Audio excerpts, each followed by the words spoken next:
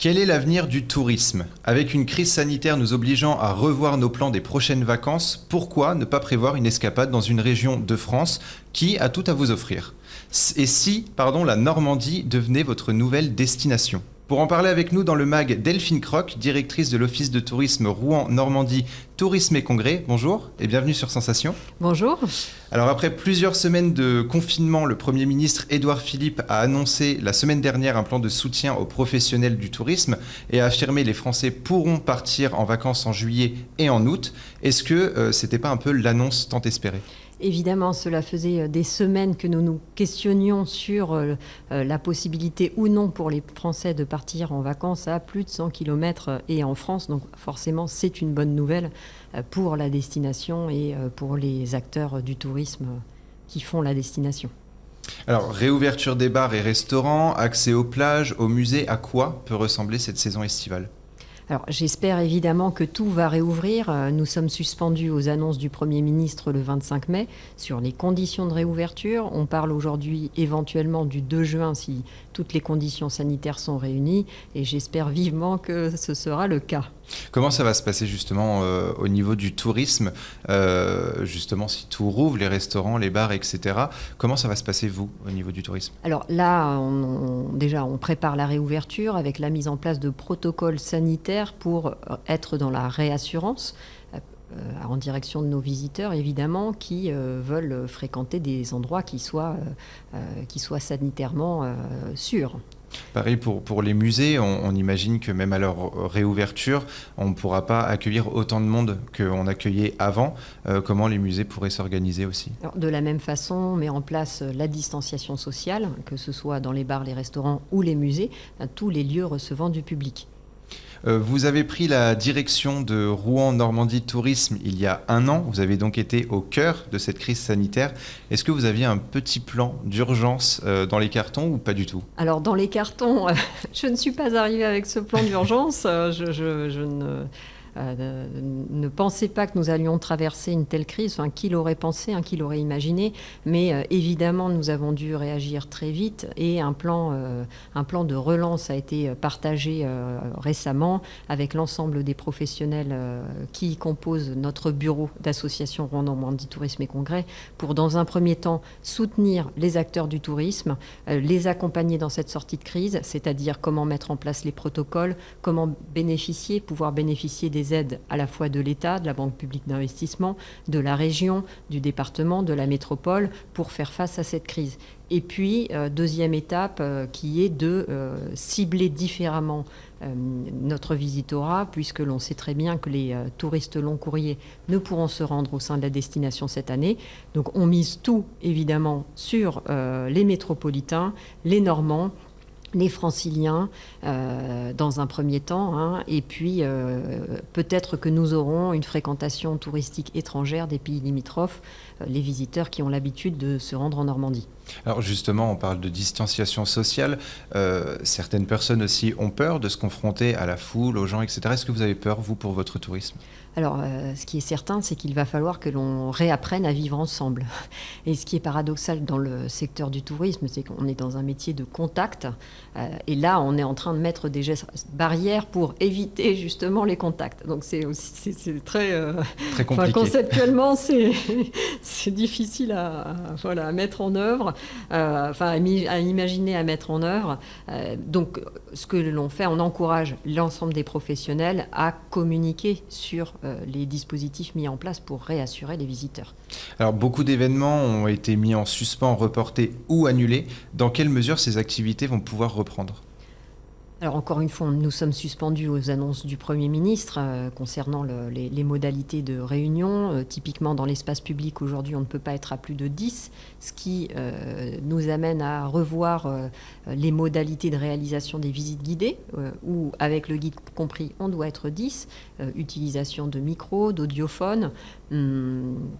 Il va y avoir en fait plein de choses à mettre en place pour assurer cette sécurité des touristes qui vont venir à Rouen. Oui, et par rapport aux événements, on avait le Festival Normandie Impressionniste qui devait démarrer en avril, qui n'a pas pu démarrer en avril, évidemment.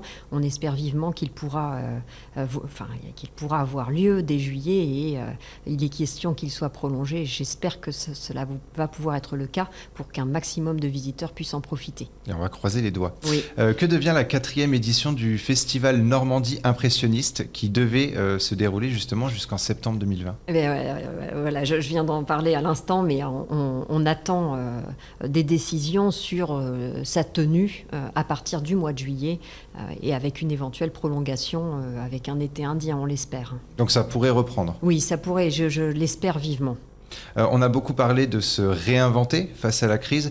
Est-ce que ça vaut aussi dans le domaine du tourisme? Évidemment, moi je vois la crise comme, je vois le verre à moitié plein, hein, mais comme l'opportunité de pouvoir réinterroger nos modèles, réinterroger nos façons de faire. Là, on sait très bien que notre visitorat, notre clientèle va être en attente de grands espaces, d'espaces verts, de nature, de retrouvailles. Donc à nous de leur proposer les offres touristiques qui vont répondre à ces attentes. Alors on imagine aussi que vous avez beaucoup échangé avec le secteur du tourisme de Rouen.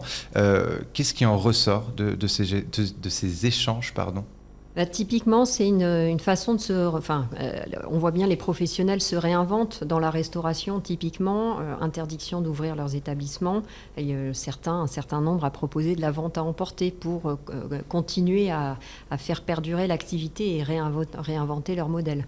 Entre avril et septembre 2019, on a compté 11,7 millions de nuitées dans les hébergements touristiques normands, ce qui constituait une saison record. Qu'est-ce qui se dessine pour la saison 2020? Alors, l'année 2019 a été absolument exceptionnelle pour le tourisme en général, et encore plus pour le tourisme normand. Entre l'Armada qui s'est tenue en juin, ici même à Rouen, et l'anniversaire du débarquement, on a eu une saison absolument exceptionnelle. Alors, je n'ai pas de boule de cristal, mais la Banque publique d'investissement a fait réaliser une étude sur la sortie de crise et ils évaluent les pertes à 40% pour les hébergements touristiques, les hôtels, et à 30% pour les hébergements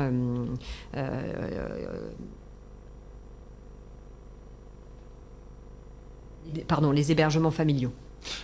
Les clients étrangers représentent un tiers de l'activité touristique à Rouen et dans ses environs. Le tourisme local peut-il compenser les pertes de ce domaine? Alors, on a un tourisme local qui est déjà très très présent, hein. On accueille énormément de cénomarins au sein de la destination. Si les vacances sont s'il est préconisé fortement de rester en France pour les vacances estivales, on espère qu'on aura un report de Français au sein de la destination normande.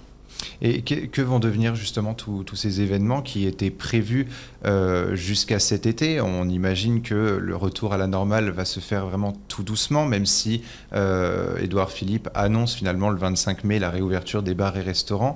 Est-ce que vous comptez annuler ou reporter à l'année prochaine tous ces événements? Alors, chaque événement est regardé au cas par cas en fonction du nombre, en fonction de la fréquentation espérée et des mesures qui sont sanitaires qu'il est possible de mettre en œuvre. Et beaucoup de reports sont envisagés. Après, on espère quand même, si les événements n'ont pas lieu cet été, pouvoir avoir une fin d'année festive. Et quelles sont vos espérances pour le tourisme? On va se dire sur 2 ans à peu près? Alors, encore une fois, je vais m'en référer à l'étude de la Banque publique d'investissement France.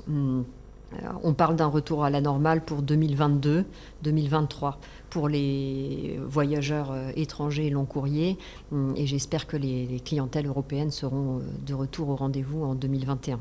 En tout cas, on s'y prépare. Et on espère que les citoyens du Sud viendront jusqu'à Rouen justement pour découvrir cette belle région. Justement, quels sont les atouts de Rouen et de la Normandie dans ce domaine? Alors, Rouen est une ville absolument exceptionnelle avec un patrimoine architectural remarquable, une histoire, un centre historique dense, incontournable. Ça a été une terre d'inspiration impressionniste. Au sein même de l'Office du tourisme, on a accueille l'atelier dans lequel Claude Monet a peint sa fameuse série de cathédrales. Et par ailleurs, on est aussi une terre de nature avec un environnement forestier tout à fait remarquable. Donc, et la Seine qui traverse le territoire et qui permet des activités de nature que d'autres destinations n'ont pas. Beaucoup de choses à nous offrir. Merci beaucoup Delphine Croc d'avoir été avec nous dans le MAG. Et pour revoir ou réécouter cette émission, rendez-vous sur notre site et application Radio Sensation.